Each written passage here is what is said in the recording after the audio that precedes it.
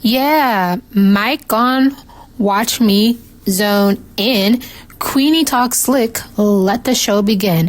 Movies, music's real talk, the mix. Throwing gems while I'm breaking down flicks. Crown up high, you know what it mean. Culture, comedy, and everything in between. Hit play, sit back, it's a whole new scene. Bow to the vibe, it's the reign of Queenie.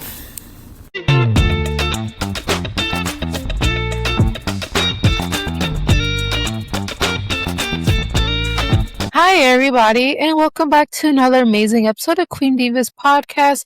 It's your girl, Queenie, where I talk about movies, music, television, nostalgic, and all things that make us say, wait a minute, why did I love this when I was younger? And on today, I'm going back to the 90s because it was the greatest time ever. This movie came out in 1997, and I completely forgot how funny it was. I am talking about the one and only Casper, A Spirited Beginning. Now, I have not watched this movie in so long, and when I tell you I was sitting there laughing at almost every line, I mean, I was having the best time ever. And let me just say right now, this movie has a cast.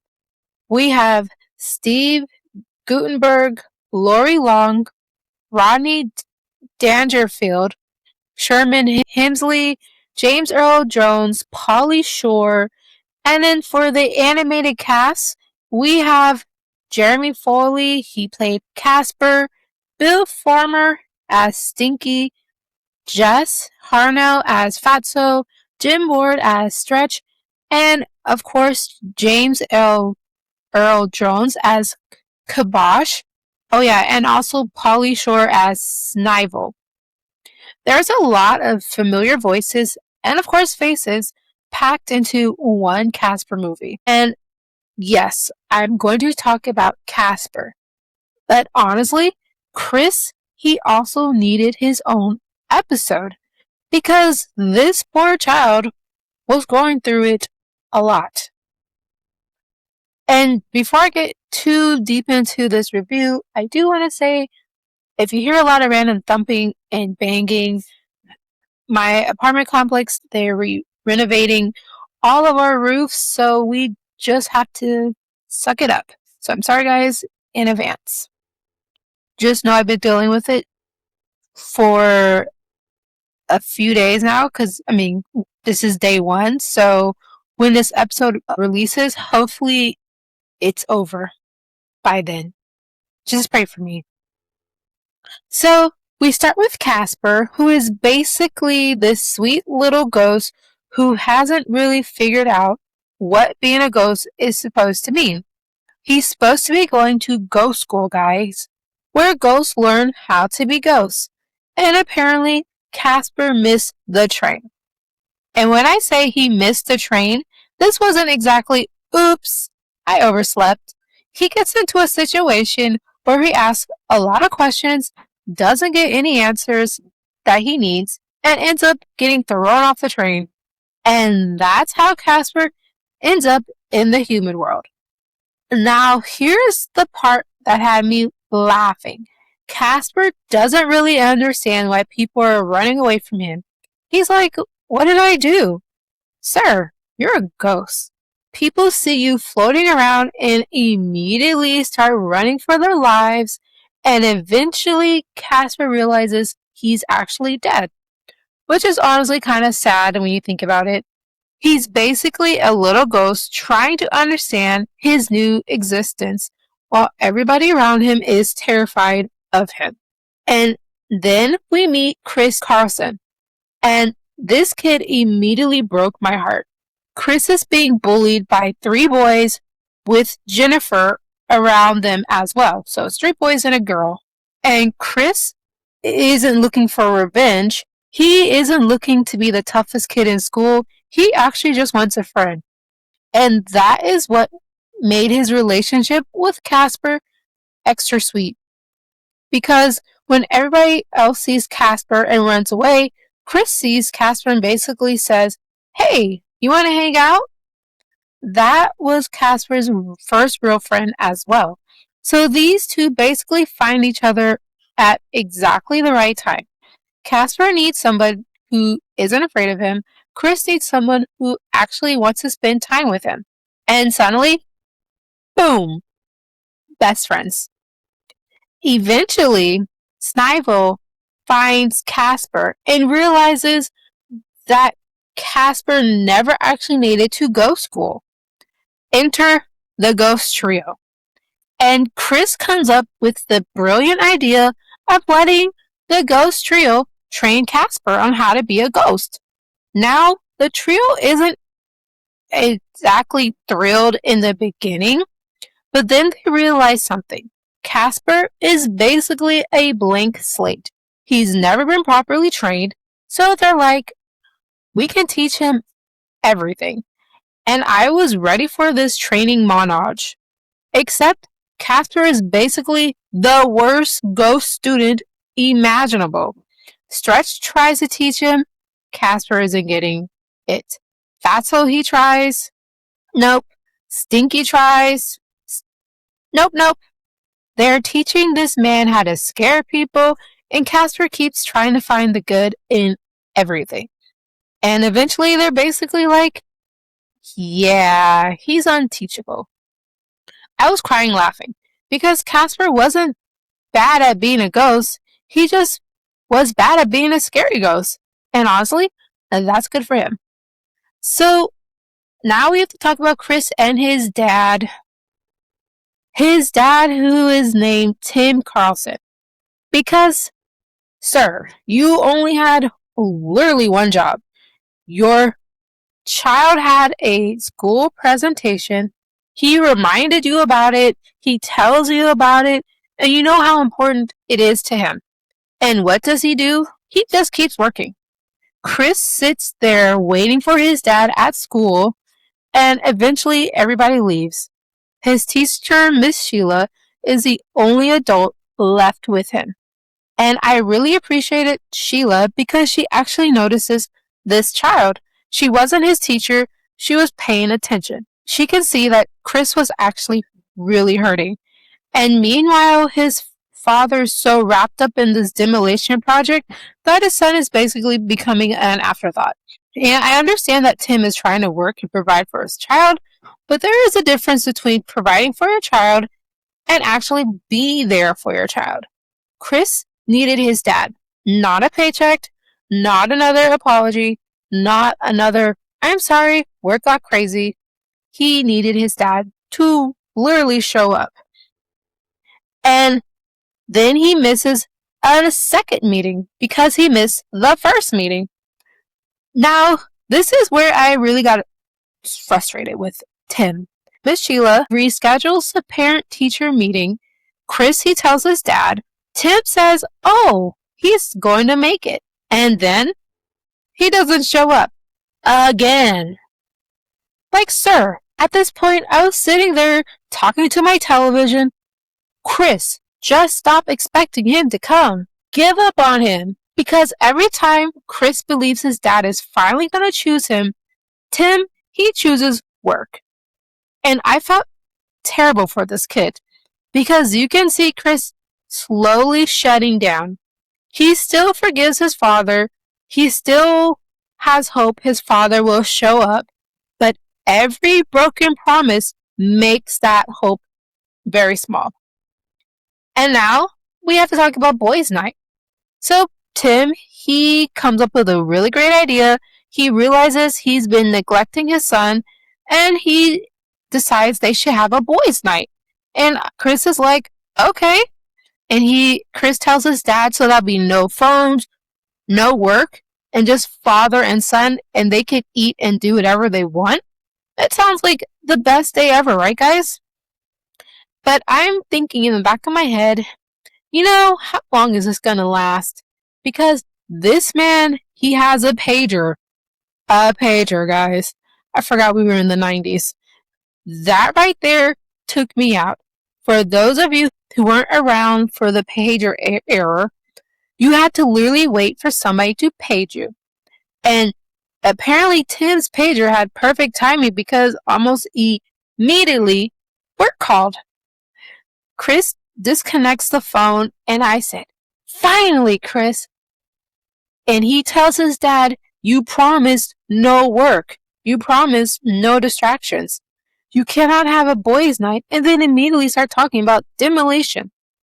But Chris, he still tries because Chris really wants this relationship with his dad to work. And then Chris tells him about his friend Casper. And this is where everything really starts to fall apart. He tells Tim, his dad, about Casper, and his dad basically goes into panic mode. He sees the posters about ghosts and monsters all in Chris's room and starts taking them down. And honestly, I understand why a father might be concerned about his child talking about ghosts. But Tim doesn't realize something. Chris wasn't talking about ghosts because he was weird. He was talking about ghosts because Casper was literally his only friend.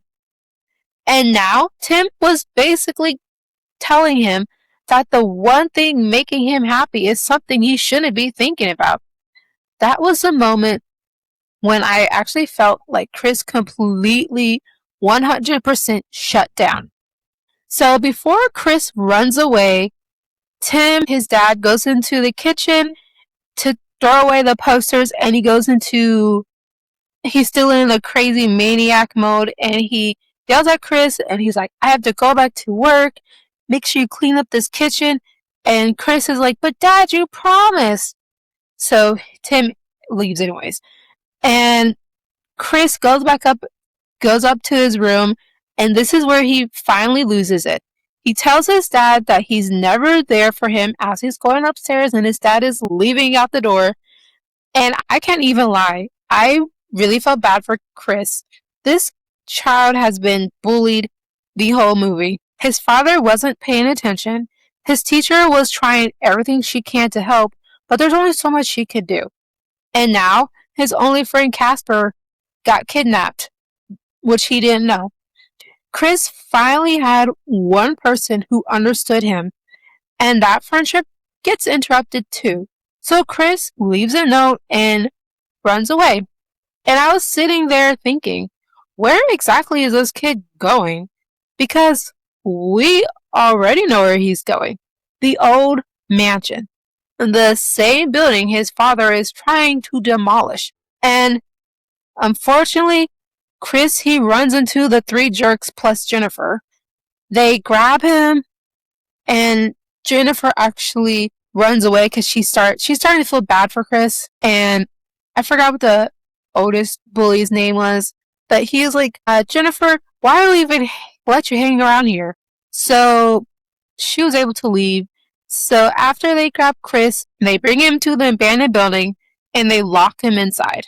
And honestly, I could say I actually started appreciating Jennifer a little more because she finally seems to realize, okay, maybe this bullying thing has gone on too far. The boys really don't care. And they end up leaving Chris trapped inside the abandoned building. And here's the problem. There is already a demolition plan in place. There are explosives inside the building, and they're scheduled to go off the next morning at 6:30. So Chris isn't just trapped. He is trapped inside a building that's about to be blown off. And he doesn't know that yet. So when Tim, Chris's dad, finally comes home, he starts calling for Chris. There's no answer. Then he finds the note Chris left. And that is when his reality finally hits him. His son is gone. And then Casper comes back. Tim nearly loses his mind because there's a ghost in his house. But Casper explains who he is, and more importantly, Casper tells him he believes he knows where Chris went. The mansion. The same building Tim is planning to destroy. Now suddenly, Tim is racing against the clock. And Sheila is also on her way to stop the demolition, because Sheila is the main person on this protest. And let's talk about Sheila's driving for just a second, guys. Ma'am, you're trying to save a building and possibly a child. Why are you driving like you're in a demolition derby? She was hitting everything. And I was like, please get there safely. All right, guys, I'm going to take a quick commercial break. Hey, Queen Diva family. Before I get back into this episode, I want to take a moment for something a little more serious.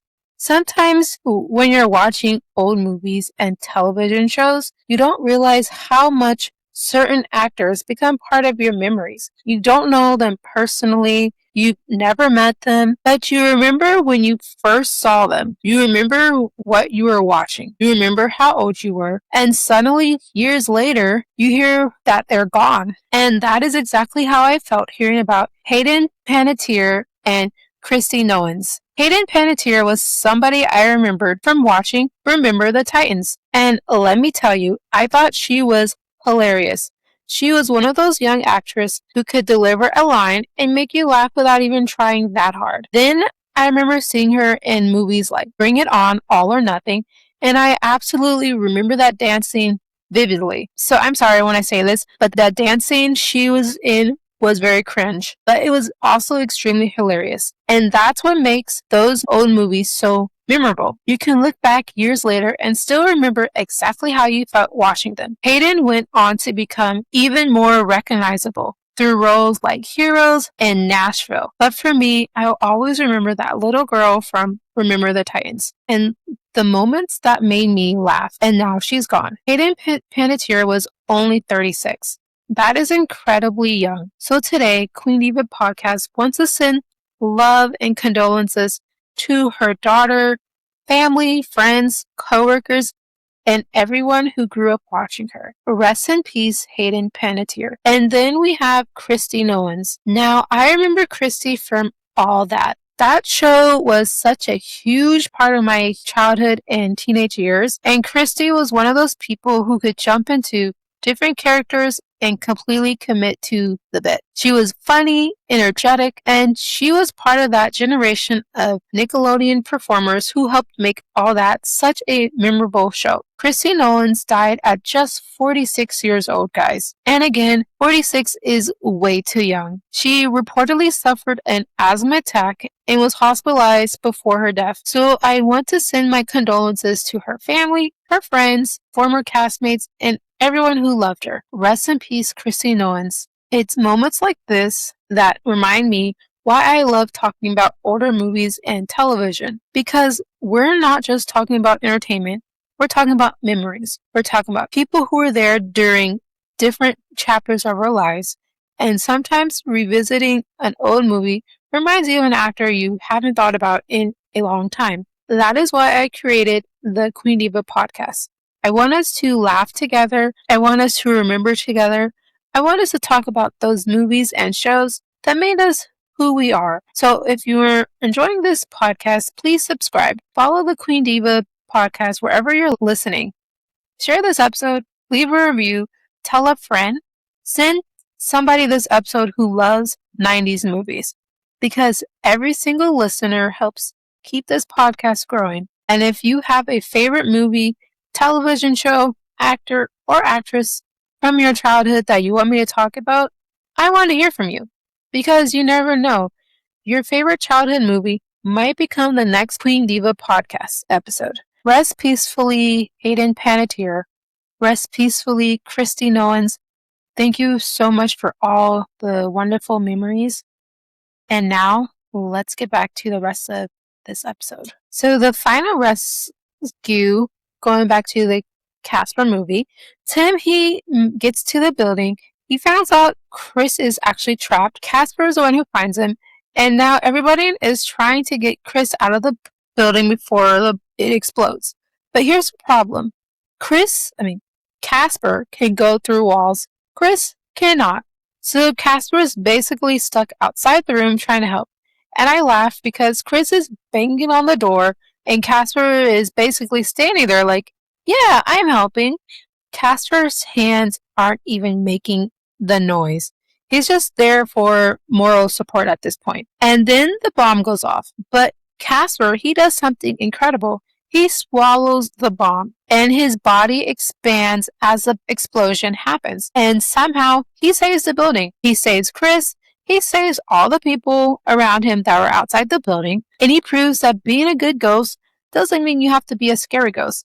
And Kibosh, he finally realizes that Casper has something special. He isn't a failure. He's just different. And then we get one of my favorite parts of the movie. I mean, I have a lot of favorite parts of this movie. The bullies eventually get their punishment. The ghostly trio grabs them and leaves them hanging from a tree branch in their underwear. Now listen, I know violence is never the answer, but I was okay with this. I said, yep, that's good enough. Because Chris had been taking mess from those boys the entire movie. And Casper even tells the trio not to hurt them.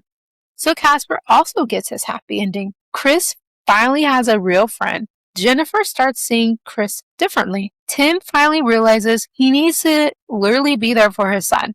And Casper gets to stay with the ghostly trio. So my final thoughts of this movie. Now, I have to say this movie hits differently as an adult than it did when I was younger. I probably would have focused mostly on Casper, but watching it now, I'm focused more on Chris. This boy was lonely. He was bullied. His father was constantly working, and nobody seemed to realize just how much he needed somebody. And then Casper comes along. Casper is also lonely. So their friendship actually makes perfect sense. Two kids who feel like nobody understands them suddenly find each other. That's what I really loved about this movie. And I also love seeing some of these older actors. Sherman Hemsley was such a great surprise. James Earl Jones as Kibosh. Come on, guys.